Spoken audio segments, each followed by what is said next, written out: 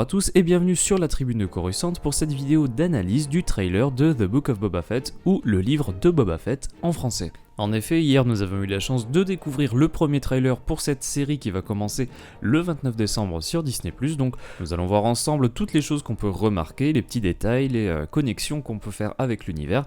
On va commencer tout de suite. Le tout premier plan du trailer se passe sur Tatooine et l'on voit débarquer un droïde un petit peu particulier puisqu'il s'agit des droïdes des moines B'omar. Pour ce qui est de l'univers canon, nous ne savons pas grand chose à propos de ces droïdes, à part le fait qu'ils transportent des cerveaux dans leur sorte de jarre. Pour le coup, nous avons déjà vu ces droïdes dans l'épisode 6, à l'intérieur du palais de Jabba. Dans l'univers légende, nous en savons davantage à propos de ces droïdes car il s'agit de droïdes de périmètre BT-16 ou VT-16, créés par la société Arrakid Industries et qui a été utilisé par les moines B'omar afin de transférer leur cerveau dans les droïdes. Il faut savoir d'ailleurs que l'ordre B'omar est celui qui est à l'origine de la création du palais de Jabba ainsi que le monastère de Teth qu'on voit dans The Clone Wars. On peut remarquer d'ailleurs que le droïde dans le trailer a un mouvement très particulier qui rappelle la stop motion et un effet qui est très bien fait je trouve. Reste à savoir s'il s'agit d'une réelle stop motion ou d'un effet spécial qui rend justement fidèlement cet effet stop motion. Le fait que ce soit de la vraie stop motion est tout à fait possible car sur Mandalorian saison 2 ils avaient fait appel à Tippett Studio de Phil Tippett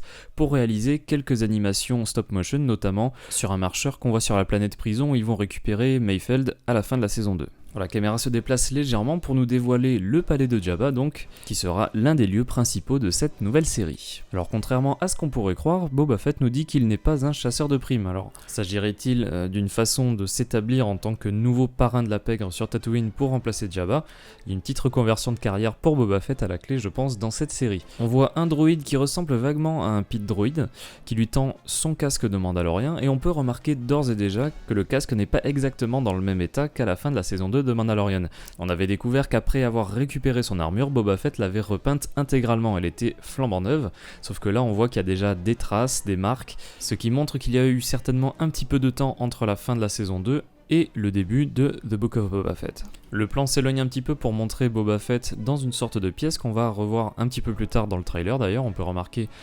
des sortes d'ornements, des rideaux et surtout un objet sur la droite qui a l'air assez spécial on va dire, comme s'il s'agissait d'une sorte de cuve ou quelque chose. Et d'ailleurs c'est quelque chose qu'on peut remarquer très facilement sur Boba Fett puisque son visage est vraiment en bien meilleur état qu'à la fin de la saison 2 de The Mandalorian. On dirait qu'il n'a plus du tout ces marques qu'on voyait bien distinctement dans The Mandalorian. Est-ce que Boba Fett aurait pu faire une sorte de petite cure de Bacta pour aller un petit peu mieux? C'est tout à fait possible. En tout cas, il a vraiment une meilleure mine, on va dire, que dans la saison 2 de The Mandalorian.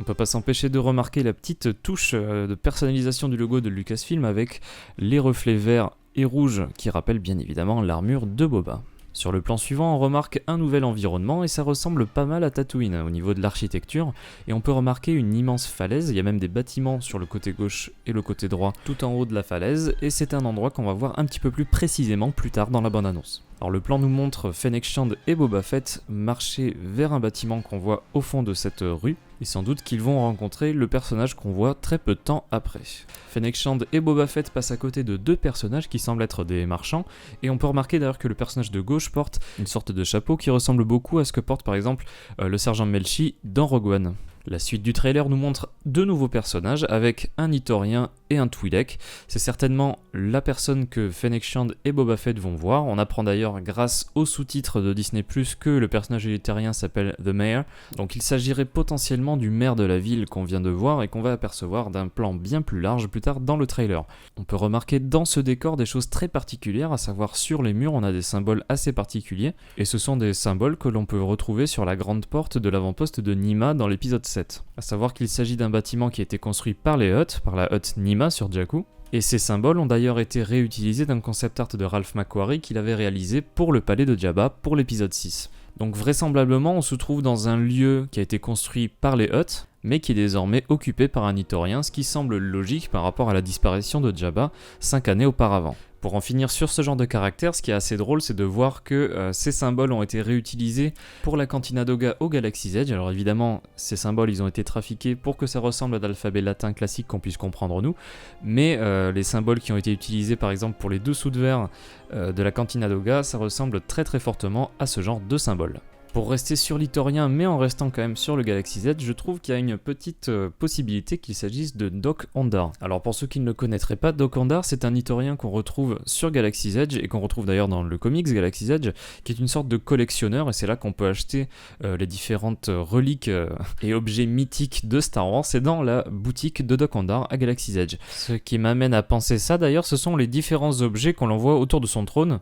et bien moins que ce qu'on voit par exemple à ses côtés sur Batuu, mais tous ces objets qui l'entourent m'amènent à penser que ça pourrait être lui, d'autant qu'en plus on sait grâce à Solo Star Wars Story que Dok-Ondar a des liens plus ou moins étroits avec la pègre, ça c'est vraiment pas très précisé puisqu'on sait qu'il est en rapport avec Dryden Voss. On sait également aussi qu'il a déjà engagé Dr. Aphra, qu'il a déjà engagé Greedo, donc il est connu on va dire de ce milieu de la pègre, donc ce serait pas illogique, je trouve, de retrouver ce personnage dans ce milieu-là. La seule chose qui m'invite à ne pas penser qu'il s'agit de Dok-Ondar, c'est qu'on se trouve vraisemblablement sur Tatooine ou sur une autre planète dirigée par les Hutt et en aucun cas sur Batuu, il me semble. On voit que le personnage de Dok-Ondar est un personnage qui voyage beaucoup dans la galaxie, mais occuper une position de maire sur une planète qui n'est pas Batuu, ça me semble quand même assez bizarre. En tout cas, c'est ce personnage que Boba Fett et Fennec Shand veulent rencontrer vraisemblablement. Vu l'ambiance Hutt de l'intérieur, il se pourrait qu'il s'agisse d'un des anciens lieutenants de Jabba ou quelqu'un qui a occupé, on va dire, une certaine position au sein de l'empire criminel de Jabba auparavant et que Boba Fett cherche à le rallier à sa cause. Au plan suivant, on peut apercevoir un plan bien plus large sur cette ville qui semble être la ville où il rencontre l'Itorien. Car si vous vous souvenez, on voit une falaise juste derrière le bâtiment vers lequel se dirigent Boba Fett et Fennec Shand et qui semblerait potentiellement être le lieu où ils vont rencontrer ce fameux Itorien. Pour ce qui est de cette ville, s'il s'agit de Tatooine, le choix le plus logique serait la capitale Bestine, puisque là on peut vraiment voir qu'il s'agit d'une immense ville comparée à Mos Eisley ou Mos Espa, ce qui m'amène à douter d'ailleurs du fait que ça se passe vraiment sur Tatooine, mais ça ressemble vraiment quand même beaucoup à ce même relief, et s'il s'agit de Bestine, en tout cas ça justifierait son statut de capitale sur la planète. Le premier environnement qui m'est venu à l'esprit quand j'ai vu cette image, c'est typiquement Jedha, mais ce qui est assez amusant ici, c'est qu'on a une sorte de Jedha inversée, puisque Jedha c'était la cité qui était perchée sur les falaises, là ici on a une sorte de ville qui s'est bâtie entre ces falaises-là et qui s'est développé même au dehors. Et ce qui est assez marrant à regarder aussi, c'est qu'on a des sortes d'ascenseurs, est-ce qu'il s'agit d'ascenseurs je pense, qui nous permettent en fait de passer de la ville basse à la ville haute, qui est un détail assez sympathique à remarquer. On a un plan ensuite sur le trône dans le palais de Jabba, qui était occupé précédemment par Bib Fortuna, mais maintenant récupéré par Boba Fett, et on peut remarquer qu'il y a tout en haut du trône une sorte d'écriture qui correspond à un langage que l'on a déjà découvert dans Star Wars Rebels et dans l'épisode 9, The Rise of Skywalker. Il s'agit en fait d'un ancien langage utilisé par les Jedi et les Sith il y a très longtemps, qu'on retrouve par exemple sur les temples Jedi, sur Malachor, mais également dans sa forme Urkitat, donc le langage des Sith, sur la dague d'Ochi de Bestoon qu'on voit dans l'épisode 9. Alors le problème c'est que nous n'avons pas de transcription officielle de cet alphabet dans le canon pour le moment, donc il nous est impossible de savoir véritablement ce que ça veut dire, surtout qu'on peut remarquer sur la droite qu'on a ces symboles écrits deux fois, une au-dessus et une en dessous, et qu'en plus il y a juste une répétition par symétrie axiale de l'autre côté, donc ce qui est écrit sur la gauche n'est juste que le miroir de ce qui est écrit à droite. Donc c'est typiquement le genre de petit clin d'œil qu'il y a par rapport à un langage qu'on a déjà vu dans d'autres sources, mais qui ne va pas forcément signifier grand chose de concret. Avant de passer à la suite, on peut remarquer que le trône de Boba Fett ne sert pas uniquement de trône, mais aussi de barbecue, puisqu'on peut remarquer qu'une viande est en train de cuire à la broche derrière le trône. Sur le plan suivant, on peut remarquer un garde qui va s'attaquer à Boba Fett et Fennec Shand, et on peut remarquer les symboles qu'on a vus tout à l'heure sur le mur derrière l'Itorien, ce qui m'amène à penser que la rencontre avec ce dernier ne va pas vraiment se passer comme prévu. On peut remarquer d'ailleurs que Boba Fett de l'autre côté est accompagné par deux gardes gamoréens, qu'il a sans doute récupérés aux alentours du palais de Jabba, ça devait être les deux derniers gardes gamoréens qui restaient au palais. On remarque un second garde qui est vêtu exactement de la même façon, avec ses vêtements rouges et verts, qui fait certainement partie de la garde de l'Itorien, et qui s'apprête à tirer sur Boba Fett et Fennec Shand. Alors la scène suivante nous montre Boba Fett et Fennec Shand dans une rue qui est possiblement la même que l'on a vue au tout début, puisqu'on peut remarquer les différents bâtiments et surtout les falaises sur l'arrière du plan, et on peut remarquer également le gamoréen qui les suit à la trace. Peut-être qu'il s'agit d'une scène qui se passe avant la rencontre avec le maire Itorien.